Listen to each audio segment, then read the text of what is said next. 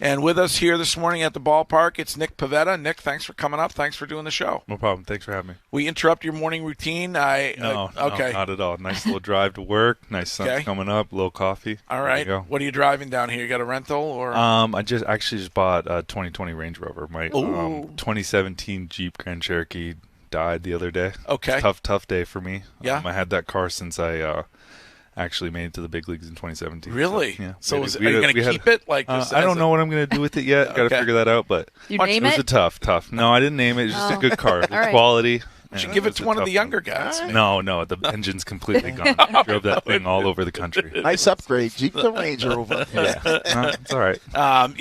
AC was on. Alex Cora was on earlier saying you guys there's some sort of new conditioning program thing that's going on here in the mornings. I don't know if you're participating in that. You look like you're in great shape. So I've over the years I've developed what's been good for me. I mostly do my conditioning at the end of the day, but typically this time get to the baseball park, do your mobility, go to the training room, get ready for the day. I saw you say recently that it's time for me to be the player I know I can be, and the player everyone expects me to be. Mm-hmm. What do you mean by that? I think I hold myself to high expectations. Got moved to the bullpen last year. Wasn't ideal, but made the most of the situation. Learned a lot from the situation. Had a lot of fun playing baseball at the same time, and was able to kind of reinvent myself, tweak some things. But as what I expect myself to be, 33 starts, 200 innings, see where the strikeouts lie. Setting the standard for the staff, and that's what I believe I can be. Lou Merloni called you a werewolf this offseason with changing how you were at the end of last season going into this one. Said that you put in all the hard work, said that you were miles ahead of everybody else in your preparation for the start of this season. What has this offseason looked like for you, and do you feel that? Do you feel like you've come into your own going into starting day? I think that the work that I put together this offseason was constructive, and I had a good base going from the second half last year. I work down at Cressy's, his gym down in West Palm. I do a separate weight program, but just being around baseball players, being in that atmosphere all off season long gets me in the right headspace. And I started throwing live BPs. Had 2 live BPs, 2 or 3 before I showed up to spring training. Were you surprised with the Chris Sale move? It was a little surprising for me, but he's got himself in a really good situation over there in Braves. We also got Vaughn Grissom, who's a tremendous second baseman. I think he's got really a good upside. He works really hard, shows up to the baseball park every single day. He wants to play, he wants to win, and he's really competitive with himself and with everybody else. And so it's an interesting toss-up, and we'll see where it goes. I mean, Chris helped me a lot in the 3 years that we had together, and he's a good friend of mine. But I want what's best for him and what's best for us too. And I think the situation worked out very well. Hopefully, you didn't take any of his advice on cycling. No, I'll make sure I wear a helmet. Yes. Nick, when you look at these seasons, baseball seasons, they're so long, and it seems like an important time is always the beginning of the season, trying to get out to a hot start, and the advantage, they say, is it with the hitters, the batters? What's the thing that you kind of focus on, especially you need to focus on getting into this season this year to make sure you're doing everything that you can for that starting rotation to get off to that hot start? Yeah, I mean, I think for me it's not starting the year like I started last year. I mean, it wasn't the best. I think everybody knows that, but still went out, competed through 5-6 innings every single time. I think from the years, what I can see is pitchers maybe have a little bit more of an advantage, especially in the colder weather. In the beginning of the year, now guys are getting a lot better, but it's just setting that foundation, getting the innings up, kind of getting into your rhythm, getting back into what it's like playing in front of 30,000, 40,000 people with the hours that we stay up and the travel, and then kind of just coasting it out. I think that we have really good potential to start out in a decent spot, and I think it's going to come down to every player in that clubhouse, and I think we're very much capable of that. Has the quality start changed over the years in baseball? We had Alex Cora and I remember as a kid watching baseball, it seemed like pitches would consistently go 7 innings. Now it seems like a quality start, if you can get to 5, we'll take it, but sometimes even if you get to 4, has that changed through the years of baseball in the minds of pitchers? I can't speak for everybody. It hasn't changed for me personally. I know what a quality start is. I know that I need to pitch 6 innings or more every single time. I know I need to give, especially being the bullpen, we need to make sure that we protect them as much as possible because they come in such huge situations for us, whether, we're within 1 run or there's runners on, or, it's a close baseball game. So as much as we can protect those guys out there, they can come in for us as best they can every single time. I think that's what it's about. I think it's protecting each player and giving them a good situation to come in and a good situation where they can succeed in. It's a lot more fun coming into a baseball game in the 7th inning with a 2-run lead with nobody on than coming in the 6th inning with 1 out and runners on 2nd and 3rd and you're down by 1 run. From the outside looking in last season, it seemed like there was some frustration within the clubhouse. Has any of that transferred over, or were we buying into something that wasn't actually going on? Yeah, I would say that. I think as a whole, as a clubhouse, every player showed up every single day ready to grind, ready to go, ready to play baseball. It's an extremely hard game to play. Obviously when the chips aren't in our favor, things aren't going great. It's not ideal, but we still stay strong and together and lean on each other. We still get to go out and play baseball every single night. We get to play in front of fans. We get to bring that experience to everybody, and I don't think anybody ever took that for granted. We still go out. Everybody grinded really, really hard this offseason, got better. Guys showed up ready to go, in good shape. We're really excited for this year, and last year's behind us. It's what 2024 is going to be, but nobody ever gave up on any situation on that team last year. It didn't seem like to us giving up, but it seemed more like 2 years ago there was a frustration at deadline time where you guys, did you feel like you guys were saying, we need some help and we want you to get it? And last year, kind of a similar situation. Is that frustrating? And how do you overcome that if it is? I think it bands us together. We have the men in that room, and it just goes, this is on us, and this is what it's going to be. I mean, are there situations where we could have added? Yes, but that's out of our control. That's the front office. That's their job. That's what they get paid for. Us, we get paid to show up at 7 o'clock every single night and give everything we have in the field, and everything else falls to the wayside. Curtis has one for you. So, Nick, speaking of showing up at 7 o'clock, that's not going to be an issue now that Verdugo's a Yankee. Everybody will be there on time. That's a low blow. That's real low. No comment.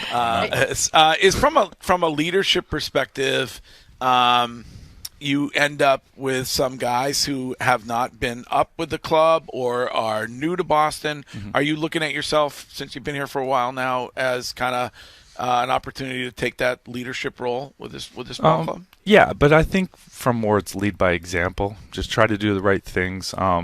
Guys are very capable of taking care of themselves. Help when help is wanted. Leadership when leadership is needed. Everybody's capable. I also have Rafi here with me. I have Trevor. I have Chris Martin. I have Kenley Jansen, Lucas, new addition. We have a good, stable set of guys, and Rob Retzeyer's helped a lot. He's had a lot of experience in his lifetime, and we have some younger guys that are coming into their own. Tanner Howe, Garrett Whitlock, even Bayo. I know he's young, but he's very, very advanced for his age. Cutter Crawford, did I say Cutter Cross? No, okay. No, Cutter. No, yeah. Those guys are, they're going into their arbitration years, and it's exciting for them, and they're all going to take a step forward. So I think everybody is an equal, just helping guys with, who have a little bit more time, in their career, what it's like in that point of their career as well.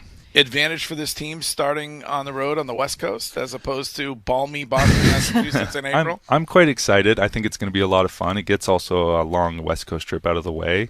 The time change will be okay. Won't be too bad because we're still waking up in the mornings and doing stuff like that. I'm excited to go to Seattle. My family's going to be out there. I like a West Coast start. It's not too bad. The addition of Netflix cameras this season, it'll add a different type of element for all of you guys. Are the players excited about it? Does it change the way that you think of this season? Does it add more pressure on you guys to perform? I think that would be the thought, but, I think there's so many cameras nowadays. There's so many different social media things. Guys are doing their own YouTubes. Guys are doing everything. And, I think it's just like a natural kind of transition into what the game has become. And, it doesn't really put a whole lot of extra pressure on us. We have been pretty cordial with everything. Greg has been, the director has been really honest and upfront. And, I think a lot of the guys are just used to it now. Obviously, yeah, we want to perform. I think that would be really, really fun. I think it would be really exciting.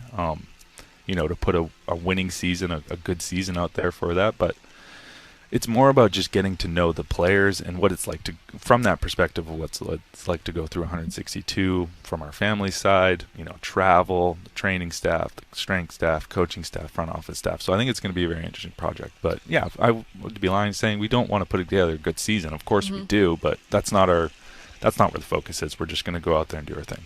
Liam Hendricks was on here yesterday going on and on about how great Australian music is. So I guess I would ask, as a Canadian, single greatest Canadian musical artist of all time in your mind. I know who mine is, but I want to hear. That's a really, really tough question. What is the lead singer of Rush? What is? Oh my God! Wrong answers only. Nick. Rush is the single worst musical artist in the history. And that's your opinion. In the history of music. Nick Pivetta, I liked you so much before this. So Rush would be your go-to? I do enjoy myself some Rush from time to time, yeah. Oh, my Lord. Some of their songs are longer than a baseball game. It's a story. It's a story to be told. It's a story to be told, right. and I think it's an interesting. Okay. I thought he was going to say Drake, but Drake. Rush That's is good. fine. I love Drake. I think Drake's great, but I don't know, Yeah. I think just the classic of Rush, and I think the storytelling that they have is very unique. Yeah. Bieber, Well- Celine Dion. Yeah, Yeah. there's some really good Well, ones Do you out have there. Gordon Lightfoot is my guy. Okay. Yeah. Topical. Showing your age. But I'm also old. way out of I'm an old head. my realm. I probably couldn't even think of half the musical people from Canada right now. Do pitchers get walk-up music too, like hitters? So do you guys Yeah, have to yeah. pick them? We have our walk-up So songs. yeah. so who do you? So use? last year was an interesting one for me. I forget what I think I went with Kid Cudi to start with at the beginning of the year, but then I went to Boozy at the end. Of the year. Okay. Yeah. I It was, like that. It was kind of like a clubhouse thing. We all just kind of got into a zone, and I like to pick music not only for me but for my teammates too as well. So it gets us all going. All right, King Von's a good one now. Yeah. One of the things we love about you, not your choice of music, but, is your intensity. Mm-hmm. Do you lose that a little bit when you're not starting? Like, was it hard for you last year to have that? No. Yeah. It was the same type of intensity for me coming out of the bullpen as it was for me starting. I just love to compete. I want to be ego side. I want to be the best on the field at all times, and I want to be the best version of myself for my teammates. And that's what it takes to be in this game. Is there's a finite time in this game. I've gotten called up, sent down, demoted, everything, and I've never taken a moment for granted. And I love to play this game. I love to play this game for Boston, but I love to play this game, and I know how fortunate I am to play this game. So the intensity is never going to get turned down. If anything, it's going to get turned up even more. And just the pure excitement, just and the gratitude for getting to play is what really gets me going. Speaking of Boston, you know these fans. Mm-hmm. They know what they want, and they're very vocal about it. And I think they've been, as some of them are saying, all right, we've been waiting for some sort of a splash. There wasn't a splash. What do you say to those guys? Because you've been around this team, you've seen the young guys so far. Like, what do you say to those? Yeah, fans? from my perspective, I think we're very capable of putting together a winning baseball team. I think there's a lot of really great talent. I think we have a really good set of veteran leadership that guys have experience. I think we're going to go out there and show what we have, and we're going to have to win baseball games and put together the season that we want to put together, and we need to prove it to them. But at the end of the day, at the end of the year, when we're hopefully holding up a World Series trophy, we did this all by ourselves as a group with everybody saying that we can. And I think that's a cool moment as well. I think, you see, teams that, they're supposed to win the World Series. They're supposed to play this way. They're supposed to be. It's just as fun coming from a place of, these guys aren't going to be that team. They have no chance, and then see where we're at the end. Love it. All right, Nick Pivetta, thanks for taking the time this morning. Thank you guys very much for having me. It was a lot of fun. All right, awesome. We'll get to some live Rush coming up next for you. Sounds like a great We idea. won't. Not in any way, shape, or form. All right, that is Nick Pivetta. We are at JetBlue Park.